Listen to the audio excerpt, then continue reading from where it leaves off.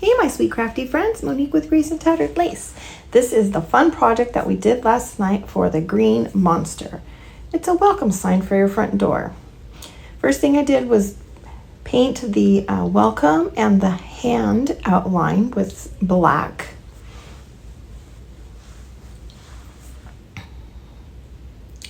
Then we used some folk art lime green and did the hand. I just love the color of this, you guys. It's so darn cute. It's like the perfect match.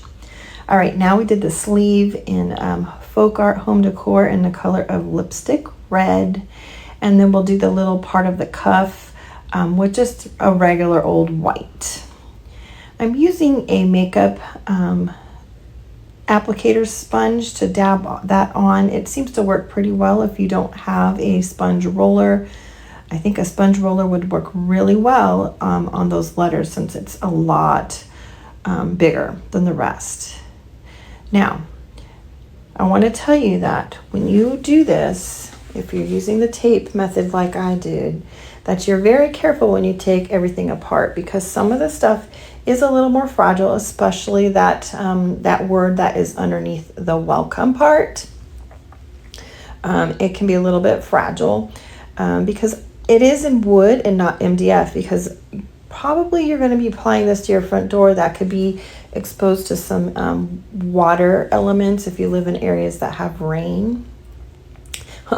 Also, be very careful when you're using your glue and applying this, you guys. I got my fingers stuck together. I had the wood stuck to my fingers. Oh, I was a hot mess.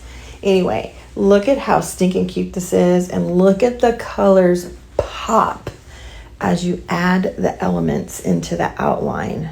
Amazing. I'm using the Stickum glue in the CA Thick. Okay, that's what really helps this wood stick well. It adheres very quickly, but you want the thick portion, not the thin one, because it's more like super glue otherwise. All right, I found these great floral picks over at Hobby Lobby. There's a whole aisle dedicated to this little green monster, and you can find some great things. My bow is a little long there. I did trim the tails bit to make it fit better. And I just love how that is.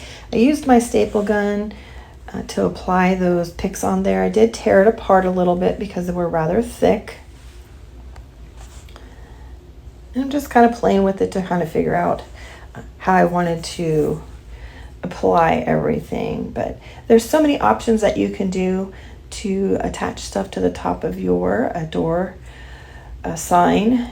You can just use regular greenery if you don't like the more Christmassy colored ones, or you can intertwine them all together. All right, isn't that adorable, you guys? There's our bow. It's been cut down a bit to fit the size of this better. I hope that you guys enjoyed this. I think that this is so fun, and for those of you that love this green monster dude, it's pretty awesome. Anyway, I really appreciate you guys watching.